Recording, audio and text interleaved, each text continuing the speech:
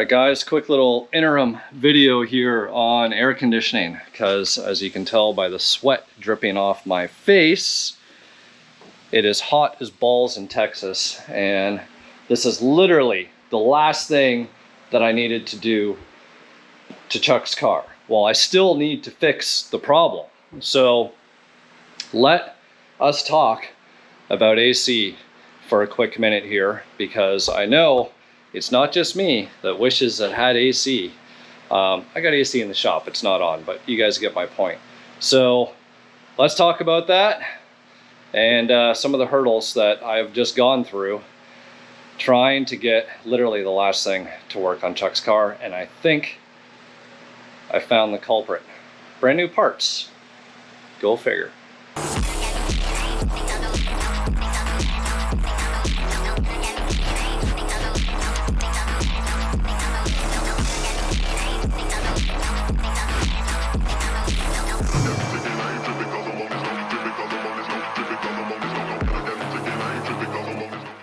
Here's the name of the game. Air conditioning on your Foxbody. Not a very sophisticated system.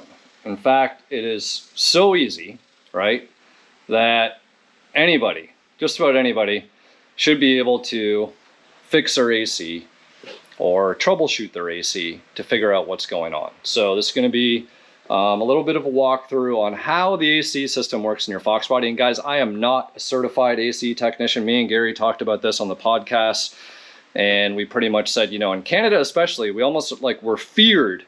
Like you need to have like a doctorate in order to work on an air conditioning system. And then you come down to the US, especially down in the South, and you got like walls of cans and options to charge your AC, right? So you'll have something that looks like this, right? Has a little gauge on it. And, you know, for all intents and purposes for a Foxbody, these actually work just fine. Now, if you've got a leak or you got some other type of issue, like maybe a blockage, this isn't going to help you out any. But, you know, when everything is working, right? Even in the Shipbox Fox, guys, this is the most aggravating thing. Shipbox Fox. Me and Gary took every last rusty, dirty, filthy component of air conditioning that we had laying around and slapped it on that car, never vacuumed down the system, never added oil to the system, nothing. We jumped the pressure switch at an O'Reilly's in, where were we? Arkansas somewhere, sweating our balls off trying to make it to Motor City. And it's a year later and that AC is still blowing ice cold in that car. Chuck's car. All brand new parts, with the exception of the AC compressor itself. And I've been fighting this thing and fighting and fighting and fighting. And, well, I'm going to show you what I think the problem is. The problem, I believe, is the liquid nut line, which would have the orifice tube in it. Foxbody orifice tubes are not serviceable. You know, some newer vehicles they are, but not on your Fox. And that line is also probably the hardest line to get off on your Fox. I know that there's some people that have struggled with this. They've reached out to me and they're like, man, how in the do I get this line off? And well, I'm going to show you some of the tricks. So as the battery dies on my under hood light here, let me get this flashed up and then we'll go through the AC system and I'll show you guys what I'm working with.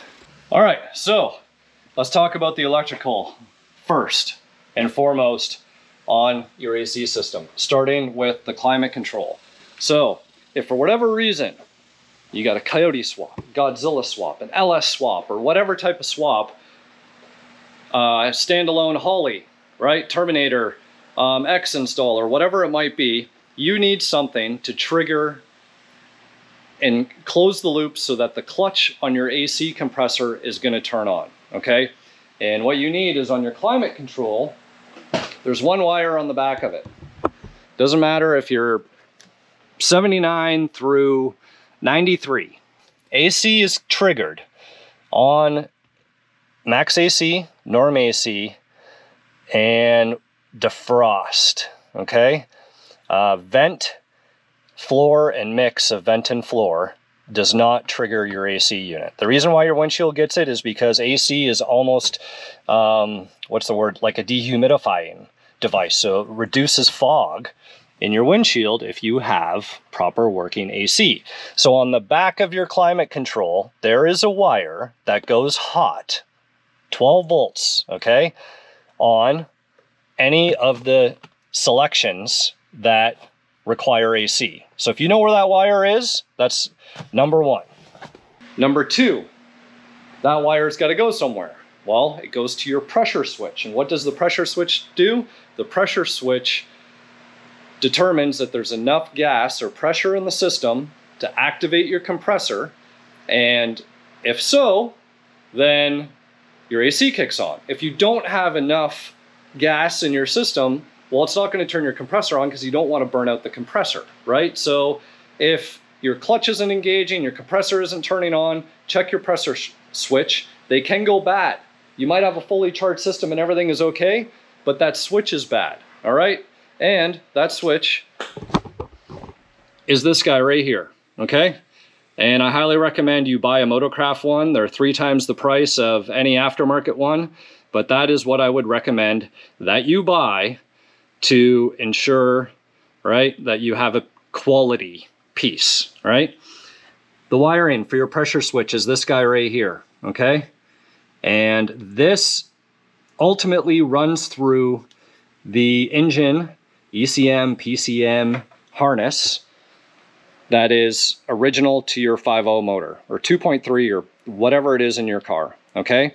So if you do not have that harness, you need to run power to your pressure switch. And then through your pressure switch, you also have a wide open throttle relay, which means that when you hit wide open throttle, it's gonna cut your AC compressor off. And guys, I've seen a lot of wide open throttle relays. The wires are corroded, they're gone, they're whatever, and that relay does not work, and AC systems work fine. So if that's something that you guys are interested in looking into, then you go to the wide open throttle relay. So of course at that point you would need something sane from the throttle, right? Depending what harness you're running. That's why I'm not going to get into the details because it's specific to your application and the throttle pedal that you're using or the signal that's dictating that you have wide open throttle. It could be a manual switch, it could be an electronic switch, like if you were running a Terminator X setup or whatever it is, okay? So however and if you want to run that, it looks for that. And then from there, the 12 volts circles through. All right, your harness goes all the way around and ends up here. All right, that's the final destination. One side of this is ground, the other side is positive, and all that does is kick on the clutch so that everything starts flowing through the compressor. It's that easy. So 12 volt circuit, okay? Ground on one side for the compressor, okay? 12 volts through your climate control, through your pressure switch, other side of the pressure switch, landing on the hot side of your AC compressor. That's the electronics. It's that easy, okay? Now, let's talk about some of the lines and the other components, all right? So of course we have our AC compressor. Factory ones work great. They do die, they do lock up after time, and that's probably because maybe somebody jumped the pressure switch over there, right? So the pressure switch is bad, or you're trying to suck in gas, you put like a little, what's the word, paper clip or a little wire jumper, and you can force this guy to turn on if you want, but your system might freeze over, you might burn up the compressor. So that's really just something to troubleshoot to see if maybe you have a bad pressure switch, or maybe you're trying to suck some gas in at your local O'Reilly's while you're sweating your balls off somewhere in Arkansas, okay? So that covers that. Then off of the compressor, there's 2 lines, right? And then this originally would have been an R12 compressor, which now has R134 fittings. So guys, you can get these fittings off Amazon, you can get them online, you can find the fittings that you need to convert your system, and there's a lot of debate about converting to 134. All I'm gonna say is that your car's probably old, change the O-rings on all of your applicable components, right? Vacuum out the system properly, hit it with 134, okay? Now the factory system would have called for 2.2 pounds of R12. 134 usually run about 80%, so I usually end up running about 1.8 pounds depending on the setup. They're all different. The condenser might be a little bit different. You might have longer lines. You might, God knows what. But that's just kind of the general rule of thumb. Start with less and add more. That's why there's the little gauge. You know, whether you got it hooked up to the machine or you're using cans, watch your gauges because they are important. This big guy over here that has the big port on the other side, this is our low side, okay? And I want to talk about this line because this was an original, well, not an original, but it was a new line from LMR, okay? And the new line from LMR does not come with this little scoop. Me and Gary talked about this on the podcast. This scoop determines the orientation of the line when you stick it into the compressor, because the other side of the scoop is on the inside of the threaded portion, right? So it kind of goes in straight on a 180, and then of course you would lock this down and all would be good. The LMR hose does not have the scoop, and it comes out like a 1/4 inch too far. And what does that mean? That means when you stick this line in, this O-ring does not seat properly and you will have a leak. And that was the first thing that I found, okay, when using that line. So be careful of that. I've had them where they work, and sometimes I feel like maybe just the aluminum is sandwiching itself so much it's creating a seal, but sometimes you got to shave that down. Okay, so that's the first joy of an aftermarket line. This is an aftermarket line as well, right? And it actually comes with another fitting on there, which you wouldn't use anyways, old R12 style or whatever, to put your Schrader valve. You can put a gauge on it, whatever you want to do. Okay, so that is your low side. It typically goes up and over the intake manifold to this lovely unit right here, your accumulator, dryer setup. Okay, those very rarely go bad. So you really don't ever have anything to worry about there, unless of course your O-ring is bad. Okay, and then that screws onto the top of your evaporator, which, as we all know, the evaporator core is hidden in that heater box with your heater core and everything else, which is a super pain in the ass to change. Now guys, those very rarely fail as well, okay?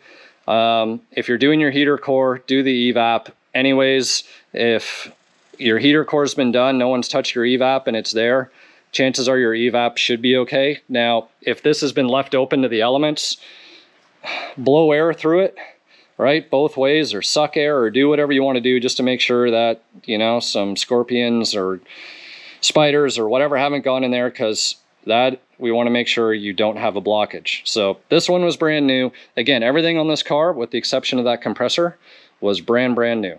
Okay, so on the other side of your evaporator core is the liquid line that goes down and to the bottom side of the condenser in the front. Now the condenser is another thing that I want to talk about. The originals were like a 2-row. All these aftermarket ones are single row. So I'm not sure if that changes capacity at all. I don't know what the longevity of these condensers are like. I can tell you that based on the fittings, things are pretty delicate. So I always get nervous when I'm putting lines on and taking lines off, because I don't want stuff to break, or I don't want to fatigue the metal, especially on the evaporator core, because who wants to have to pull out their dash? So that is the line, okay? That is right there, and I believe is my problem. This line, the one with your orifice tube, which would be embedded in here, okay, is probably your path, or your #1 bottleneck, because this is part of your high pressure side of things. Because what happens is, right, low side, accumulator, all that stuff, and then through the liquid line and through the condenser, right, and then back up into your high pressure line, which is this guy here, right, that runs into the other side of your AC compressor, like so. And then your high side port, whether it's here on a custom line or sometimes it's kind of more over in this area, you can get a fitting that adapts your old R12 to a 134 line. And that way you can have both high pressure and low pressure ports if you need to put it on a machine. And normally, guys, I'm going to tell you right now, I used to just be like, screw the high pressure side. You know what I mean? You don't need it. You can fill it through the low pressure side. That's all that you get when you're using the cans, right? So when you got this, that just goes on the low pressure side and you pump it through that side only. There's nothing happening on the high pressure side when you're doing the backyard fixes. And to me, I was always just like, you know what, screw it. Send it through the low pressure side. Everything's gonna be fine. Until yesterday, my mind has been changed about this, okay? And the reason for that is I went to the local AC shop here, all right? A1 Air and Automotive, Georgetown, Texas. Seemed like nice guys. They were helpful. They did what I told them to do, okay? They helped me modify the low pressure side and the dryer so that this line here is 1.5 inches shorter, okay? So that it sits here instead of up here, okay? They made this fitting that goes in, and guys, I need to change all my O-rings now because I've had everything open, and I think that one got a little nicked, and actually he's the one who put that one on because he modified the line. And O-ring, it didn't leak, but it might leak now. So anyways, they put that on, okay? And then I say I need 1.8 pounds of 134 in the system because everything else was hooked up, and I had another high pressure line here before. So they put 1.8 in. I go to hit the AC won't turn on for whatever reason. I'm like, whatever. I take the car home. I'm like, I'll deal with it. I'll see if the pressure switch is bad or whatever it is. It ended up being a blown fuse of all things. And if you guys didn't know, do you know that your hatch/trunk release wire and your AC clutch run off the same circuit, as does your illumination for your head unit or your radio? So if you have a short in one of those areas, you might blow that fuse, which means that 12 volts off your climate control, right? That wire that should light up 12. When you hit one of the AC settings, that's not gonna work, okay? So I change the fuse and boom, compressor turns on, but then the compressor is turning off. Then on, then off, which pretty much indicates that there isn't enough gas in the system. So I take my can and I start pumping some gas in. And I'm gonna show you guys on the gauge, right? I'm like, whatever, I'll hit it, I'll bump it with some more. And it was blowing like cool-ish, but definitely not ice cold. So if we see here, we got 30, 40, 50. Foxbodies usually run pretty good between 35 and 40, I find. I was at 30, I got up to 32, okay? And then all of a sudden, this is a blow-off valve, like a purge valve if you have too much pressure coming off your high side, okay? Because this is where the high side goes on. So if your high side's building too much pressure, this is gonna go psh, psh, psh. Probably scare the shit out of you the first time, and you're gonna wonder what's going on. And that started happening. So I'm like, why is this happening when I only have like 32 pounds on my low side? Well, if you got it low on your high side or on your low side and then your high side starts acting up, I should have known better. So what do? I let it purge off. Of course, it purged out too much. So I start feeding Freon into the low side again, off that can, okay? All of a sudden, scared the living shit out of me. See this fitting? This was actually an S-bend before on the old high pressure line I had. And you can see how I actually have the safety clips on. Guys, always use the safety clips. That's definitely a very important thing here. It blew the fitting apart right here, okay? And this was normally like that old style like S-bend, and it blew that S right back. It folded it back 180 degrees and it broke the damn fitting to the AC condenser, which you got it. I've already had to change the AC condenser in this car as a result. So what happened? Well, this is where my ignorance of air conditioning comes in. And I message Byron down the road, who's helped me out with lots of fittings. He sometimes over-engineers stuff, but he knows his stuff. And I can appreciate that. And I'm like, you know what? The last shop, they just sent it. They didn't vacuum down the system, right? They did the line. I told them to do the line. And crimp the end on. They installed it, fixed the leak on the end there because there was no scoop and it was too long. And they put the gas in, but they didn't vacuum down the system first. They didn't test for leaks. They just sent it, which I didn't say anything because part of me was always like, well, that's what I do at home. So yeah, whatever, guys. Do it up. It's Foxbody, you know, indestructible. AC will be fine. Well, wrong, okay? Byron builds me out that new high pressure line, get it installed. We hook it up on the fancy machine, right, that has the vitals, the low pressure hose, the high pressure hose, and we vac it down. Holding vacuum, great. Does the leak test. Passes the leak test, no problem. We pump in 1.6, 1.7 pounds of gas, and then it started doing what it did when I first got the car back from the first shop. The low pressure side would go down, and then it would, things like the clutch would be on, then all of a sudden the clutch would kick off, and then it would start building pressure, and then it would just do this. And then that's low pressure side. Well, if it's doing that on the low pressure side, could you imagine what it was doing on the high pressure side? Let me tell you guys, it was reaching 400 pounds of pressure on the high pressure side when we had like 30 on the low pressure, okay?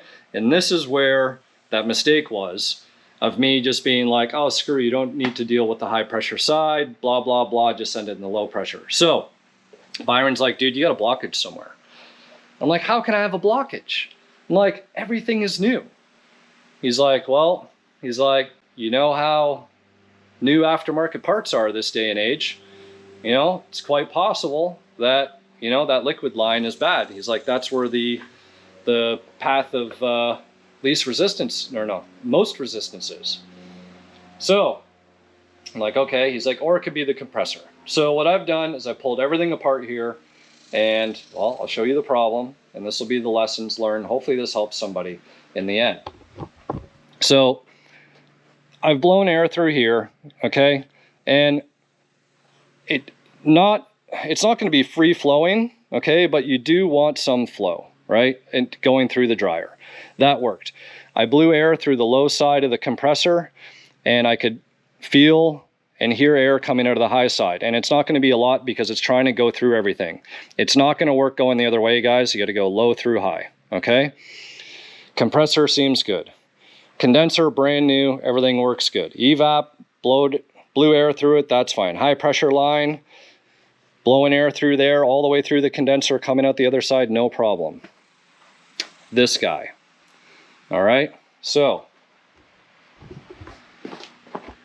I'll be able to tell you if this is a good one or the bad one in a second. Yep, you got to put your mouth on here and see what it does. But I will do a breathalyzer, and I'm going to do it in the mirror so you guys can tell by my cheeks how much I'm blowing on here. And there's a piece of Ziploc bag that should move.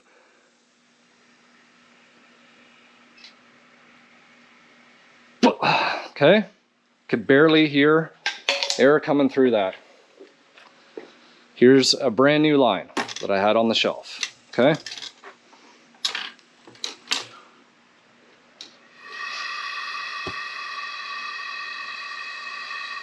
All right, can actually hear something coming through there. So,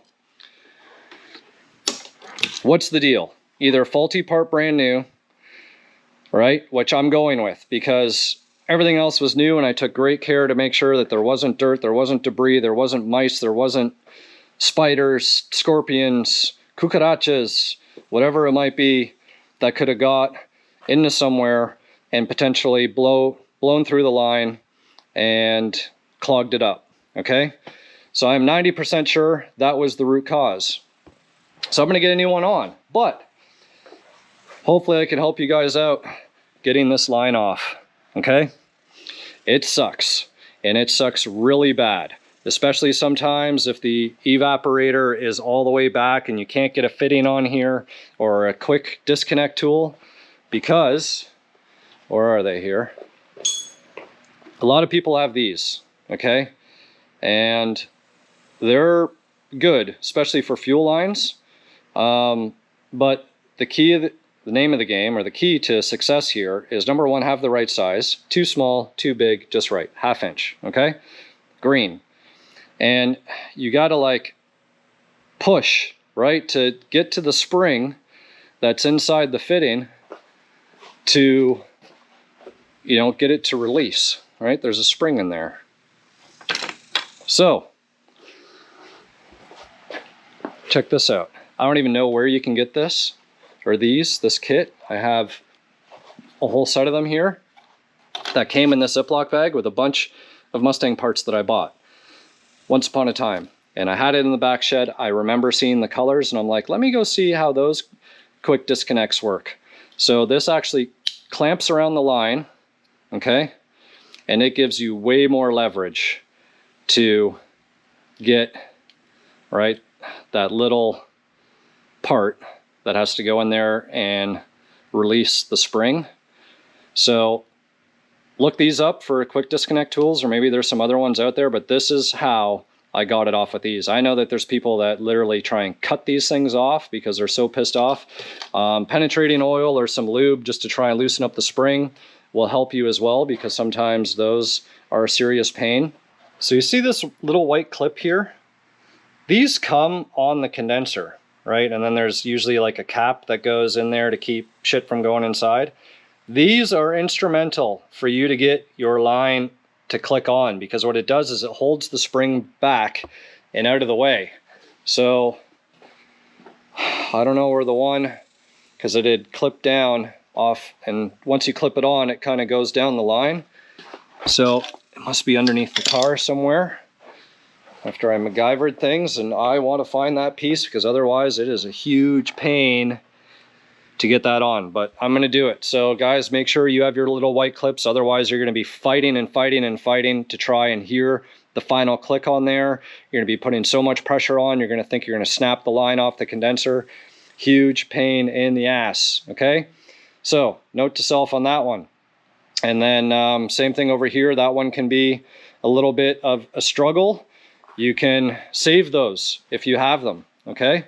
And then that way, you know, you can have it on there and make your life easier so that you can clip things on and make things less of a headache for you, all right? So I am going to put the new liquid line, orifice tube line on, whichever one it was, on here, put this all back together, put it on the machine. And yes, I will be using both high and low pressure lines off of the machine to make sure that we're not over pressurizing the high side. And of course, I'm going to be putting new O-rings on here, and fingers crossed, Chuck will have cold AC. All right, guys, so there's a few lessons, right? Low pressure line, make sure that if you don't have the scoop, okay, that you cut back your material here accordingly so that it seats properly in this fitting, okay? Orifice tube, liquid line, when you get a new one, blow through it and make sure you can, right? And you guys saw the difference between the two. Faulty out of the gate, in my opinion, all right? And don't skimp out on the high pressure line, okay? Unless you know your AC system was working before, right? When everything is new and fresh, I highly recommend you use both low and high. You have it on a machine, you watch the gauges, you do all the testing, you go through the procedures to avoid what happened to me with that line blowing off. And potentially, you know, it could have blown something else off. It could have nailed that glass. I don't know if that shatters. It's supposed to be like military grade. But anyways, I was standing right here, you know, going like this, filling the system up when that blew off, okay? So be careful, right? Maybe that's part of the fear that Canada had in us, right? And hopefully that helps you with some of the circuitry and everything else and understanding how the AC system works. And let me tell you, when your car is all together and it's all nice like this, it sucks that much more to work on it because, of course, you're scared of scratching or, you know, possibly damaging some of your nice hard work. So be careful. So there you have it, guys. Right when I didn't think I was going to have quick and easy content to get up for you, because it's kind of been like a straight shot. I don't have to edit too much. And it is the season for air conditioning. All right. So if you have any questions, you know, at the end of the day, contact your certified, local certified AC technician. Hopefully they can help you out. Always double check and inspect those new parts that you're buying. Do the same with your old parts. If it ain't broke, don't fix it. You know, if you've got good original used parts, I'm starting to use those over a lot of the new stuff these days. You know, cleaning up some elbow grease goes a long way on a higher quality part than something that's shiny and new that is made to be a throwaway part or maybe bad out of the box. So that isn't the case for everything, but it's becoming more and more the case for a lot of things. So thank you guys as always for your support. Be sure to stay tuned. I got Motor City coming up here in just underneath 2 weeks. I've been running crazy between Chuck's car. I got LJ's car pretty much all buttoned up here, right? New look for it, new paint, fresh trim, new wheels, new stance, all that good stuff. So as always, guys, thanks for your support. We'll see you here back soon on the Infamous project. All right, guys, I got the white thing on. I found it underneath the car. So watch this, okay?